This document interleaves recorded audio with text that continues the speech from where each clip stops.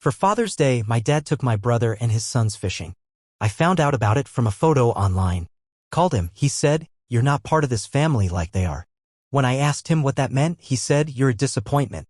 I don't tell people you're my son." Mom intervened, "Why are you causing trouble again? Let them enjoy the day."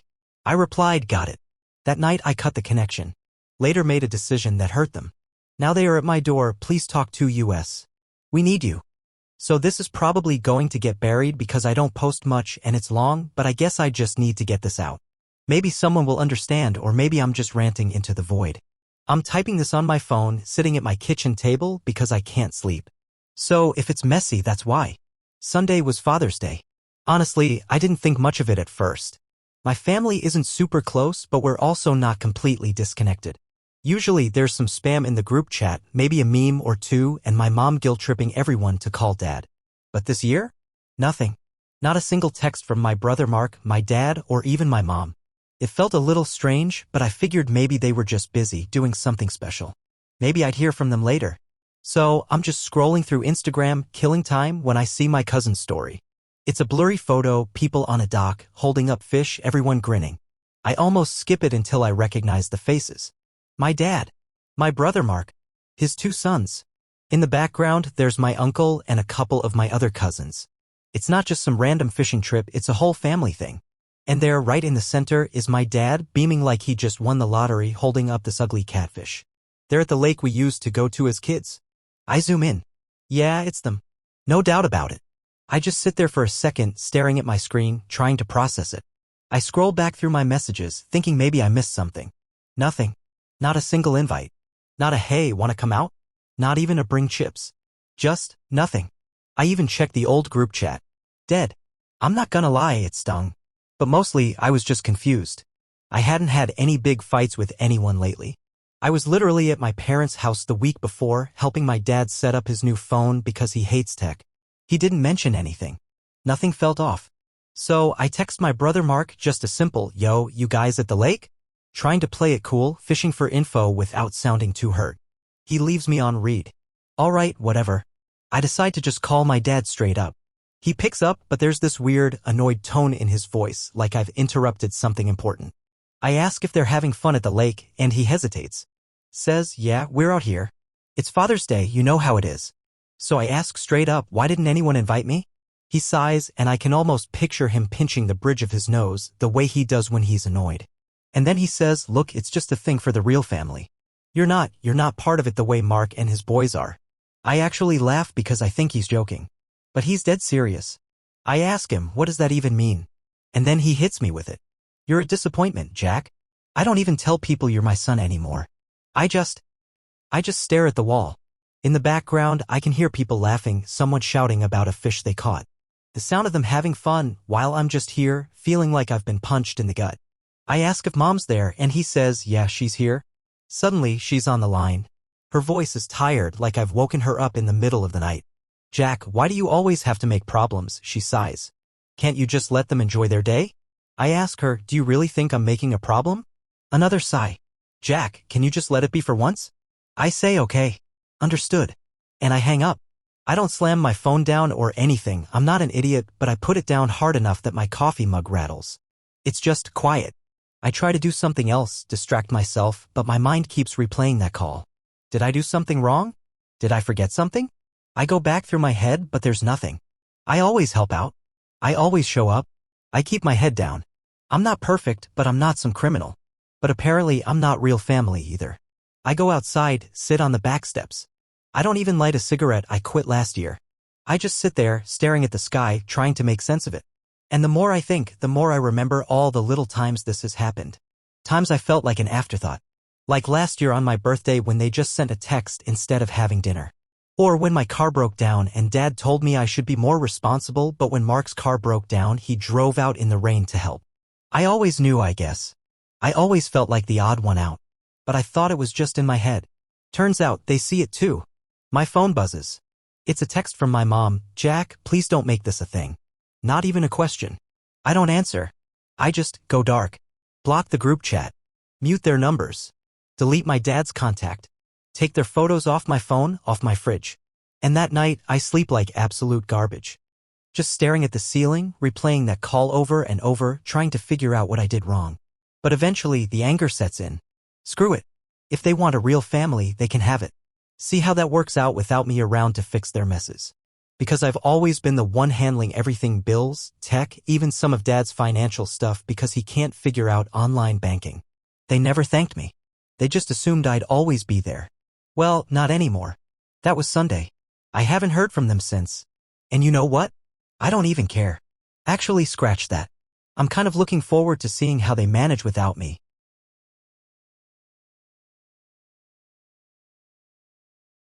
After that brutal Father's Day call, I went dark.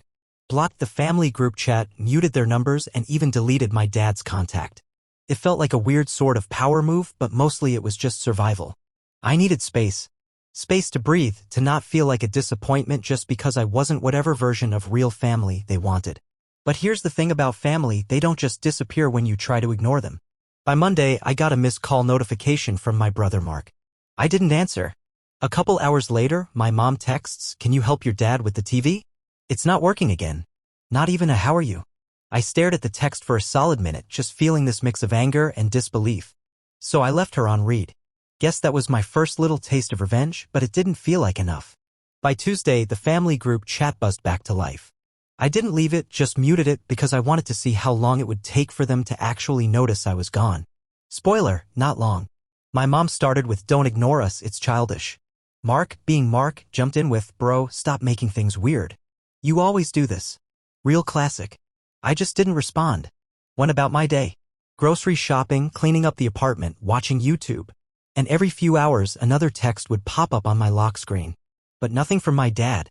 He's always the type to let everyone else handle the drama, only stepping in when he can play the victim. That's when I started thinking, why should I keep being their go-to problem solver when they made it clear I wasn't real family? So I logged into the utility accounts. The ones I'd been handling for them, because my dad can't figure out online payments and Mark just can't be bothered. I removed my card, took my name off as an authorized user, and sent an email to the provider asking them to put the account in my dad's name. I did the same for the phone plan. Texted Mark, just a short, "You and Dad are responsible for your own lines now. I'm done." No smiley face, no drama. A day passed. Nothing. Then the calls started. Mark, of course, was the first. Left a passive-aggressive voicemail about how I'm making a big deal out of nothing, how Dad's too old for this stress. I ignored it. Then my mom. Her voice was shaky, but she was angry, telling me I was being unfair. For a second, I almost felt guilty. But then I remembered Father's Day, remembered my dad saying I wasn't part of the real family, and the guilt vanished. By Thursday, my dad finally called. Didn't even say hi, just launched into how I was being dramatic, how I was hurting the family. I pushed back. Told him he made it clear I wasn't family, so why should I do family work? He tried to twist it, saying he didn't mean it like that, but he immediately went back to telling me to stop acting out. I told him to put the accounts in his name or lose the services. Then I hung up. While all this was happening, I started getting texts from my aunt, even one from my cousin, the one who posted that stupid fishing picture. They wanted to know what was going on. I sent them screenshots of the texts from my dad and mom. No explanation, just the facts. I wasn't interested in getting dragged into a whole drama spiral with the extended family, but I also wasn't going to let them paint me as the bad guy without context. By Friday, the real chaos started. Mark texted me in all caps, "Why is the internet off?" Dad is freaking out. I told him to call the company. Not my problem. He tried to call me. Straight to voicemail. My mom showed up at my apartment, knocking for a solid 5 minutes. I opened the door, but when she tried to just walk in like she always did, I blocked her. She pushed past me, went straight to the kitchen, started complaining. "You're ruining everything," she snapped, opening my fridge like she lived there. "Want a drink?" I asked, mostly just to irritate her. She slapped my hand away. "Stop being funny. This is serious." "Yeah, I know," I told her. "I'm just not fixing it." "Why are you doing this?" she asked, voice breaking. "This isn't you." I shrugged. "Maybe you never really knew me." She slammed the fridge door and stormed out. That night, I got a DM from my cousin, the one who posted the fishing pic, just asking, "Are you okay?" I left it on read. Saturday rolled around and things were getting worse for them. My dad's side business, the one I used to help with because he's terrible with anything digital, was basically dead in the water. He couldn't log into his accounts, couldn't send invoices. Mark's phone plan got disconnected because I pulled my name off the account. By the end of the weekend, I was sitting on my couch, scrolling through my feed, eating chips, and feeling free. I know it sounds harsh, but I don't even feel guilty. They wanted a real family. Now they have it.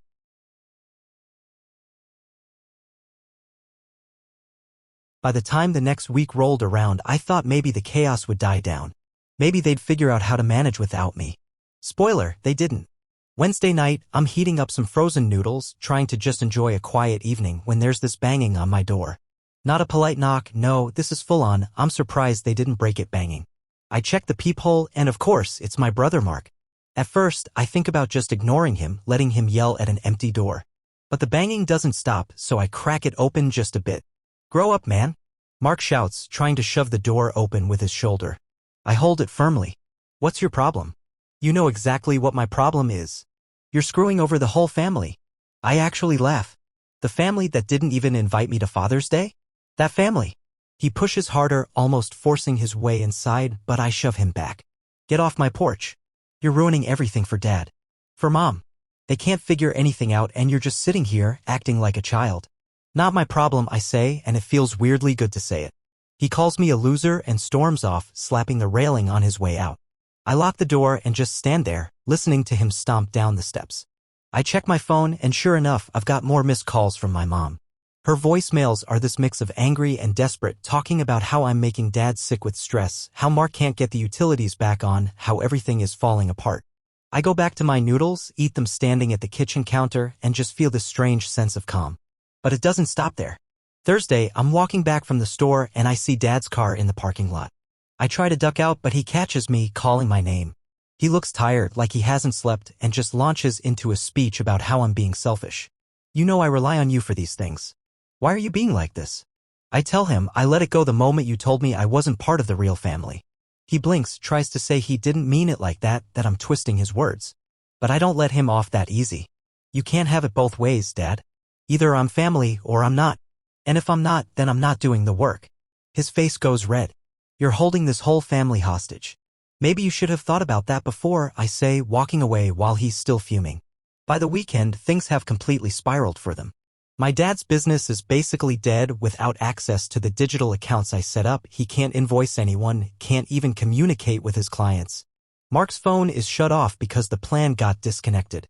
My mom is asking neighbors if they know anyone who can fix the Wi-Fi. And me? I'm just living my life. Cleaning my apartment, going to work, scrolling through my feed. But I won't lie, a part of me is watching the chaos with this weird sense of satisfaction. I always thought I was the problem. Turns out I was the solution. The invisible fix-it guy they never appreciated. Then Saturday night, my mom shows up again, banging on my door. I open it just enough to see her, but she pushes in past me. "Are you really going to let your father's business fall apart?" she snaps, arms crossed. "I'm not doing a thing until you all treat me like I matter. Not just the family janitor." She calls me dramatic. I tell her to leave. She slaps my arm, storms out, slamming the door. The next day, I get a text from my brother's wife, Anita. "What did you do? Caleb is losing it. Your dad can't get into his bank." Mom's crying. I just reply, "Ask them." She sends a wall of text about how family is complicated, how I shouldn't make this a public disaster. I don't even bother replying. The family group chat is blowing up again, my brother calling me childish, my mom trying to guilt-trip me, and my dad just posting a cold enough. "Come fix it." I type one message.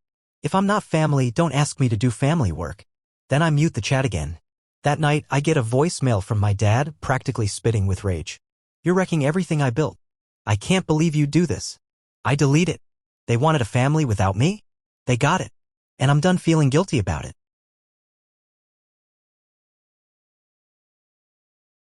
By the next week, it was like I'd set off a bomb and was just watching the smoke settle. I wasn't even doing anything, just living my life, but for them, everything was falling apart. My mom's texts went from angry to desperate. She went from "stop being childish" to "please, your dad is getting sick from stress." Mark kept leaving me these voicemails where he tried everything, yelling, guilt-tripping, even pleading. "You're tearing this family apart, Jack." But I wasn't. They did that. I just stopped being the glue. My dad was the worst, though. He tried to act all stoic in his messages, telling me I was acting out and that I needed to grow up. But I knew the truth. Without me handling the boring stuff, the utilities, the accounts, his side business, he was drowning. One night, I'm walking home and I see his car parked crooked outside my building. He's sitting in the driver's seat, staring straight ahead. I try to just walk by, but he sees me. He gets out, starts walking towards me. I can tell he hasn't slept, his hair's a mess, his face is pale. "Jack, you need to fix this," he says, voice low but tense. "Fix what?" I ask. "You said I'm not part of the real family, remember?" "That's not what I meant," he tries, but I just shake my head. "You don't get to walk that back. I'm done being your fix-it guy. Either I'm family or I'm not. But you decided I wasn't." He just stands there, fists clenched, breathing hard. Then he mutters, "You're just being dramatic." "Then figure it out yourself," I tell him and walk away. Saturday morning, my brother's wife, Anita, texts me again. "Please, can you just talk to them? Caleb's a mess. Your dad won't even look at him. They're falling apart." I don't respond. Because I'm not the one who built that fragile, one-sided relationship. I just stopped pretending everything was fine. But things only get messier. My mom shows up at my door again, this time with tears already in her eyes. "Jack, please. Your dad, he's not eating, he's not sleeping." I can't. I don't know what to do. "Maybe try listening to me for once?" I say, not even letting her in. "Maybe realize I'm more than just the family tech support?" She wipes her eyes, tries to look pitiful. "This isn't you." "No. It's the me you never bothered to know," I say, closing the door. Sunday night, I get a call from an unknown number. I let it go to voicemail. It's my dad's voice, but he sounds deflated. "Jack? I messed up. I don't know how to fix this." I don't reply. I don't even listen to the whole message. Monday, I get a text from my cousin, the one who posted that stupid fishing picture. "Dude, are you okay? Your family is freaking out." I send one reply. They wanted a family without me. They got it. And then something strange happens. I feel calm. I'm still going to work, still living my life. But I don't feel the constant weight in my chest anymore. No more wondering if I did something wrong. No more trying to be good enough for people who never saw me as enough. A few days later, I hear from a mutual friend that my dad's business is basically dead. His clients went elsewhere. Mark is struggling because his phone is still disconnected and my mom's asking around for help with basic tech stuff. And I don't feel anything. Not joy, not anger. Just nothing. One last text from my mom shows up on Friday. "I know you're angry, but please, just come home. We can talk. I'll make sure Dad apologizes." I don't reply. Because this time I'm not just another extra in their family story. I'm writing my own. I go back to my kitchen, pour a fresh cup of coffee, and sit by the window.